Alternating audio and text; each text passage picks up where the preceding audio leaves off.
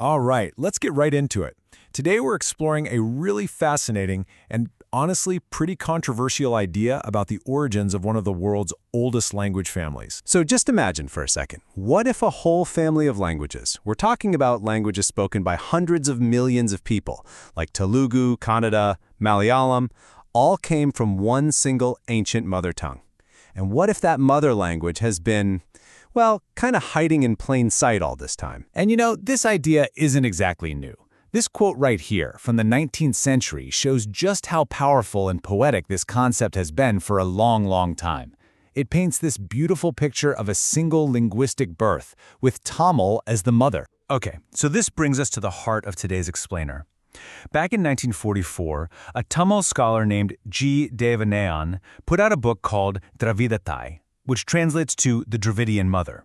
And this thing was not just poetry. No, it was a detailed, scholarly, and incredibly fiery argument that aimed to prove this very theory.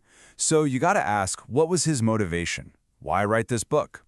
Well, if you read the introduction, it becomes pretty clear that it was born out of a really deep sense of frustration, both academic and cultural. And this slide right here, this comparison, it gets right to the heart of what was bothering him.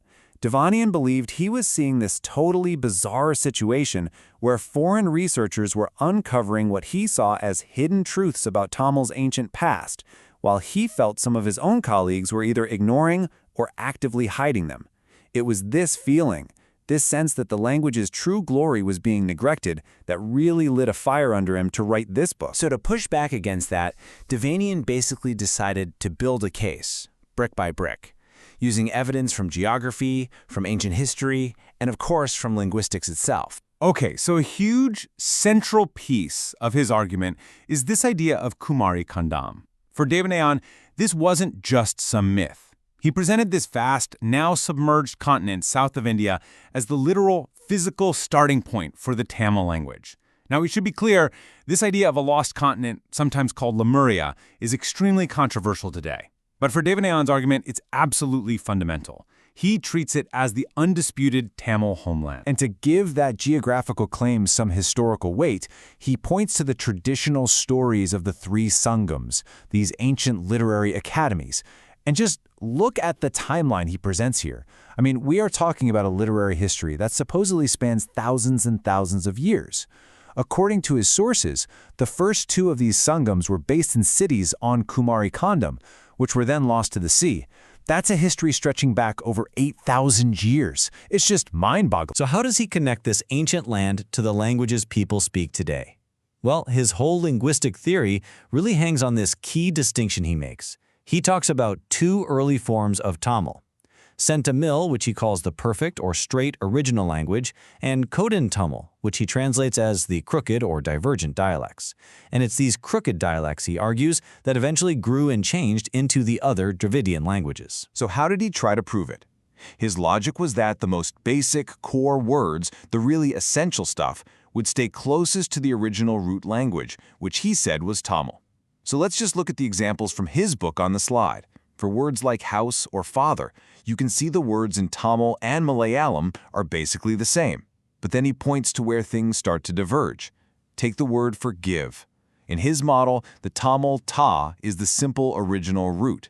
He then argues that the Malayalam tarika is a more complex version that must have branched off from that simple original. But that kind of begs a huge question, right? If the language was so-called perfect to begin with, why would it diverge at all? Well, in Devanian's theory, the answer is all about outside influence. He lays out this whole step-by-step process.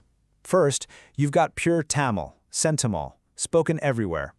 Then, these new pressures start to creep in. He talks about stuff like climate and even what he calls laziness in how people pronounce things.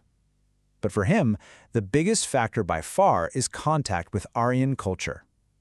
That contact, he argues, starts to twist and corrupt the original words and sounds, until eventually these divergent dialects become so different they turn into their own separate languages. So let's be super clear about the main antagonist in his narrative.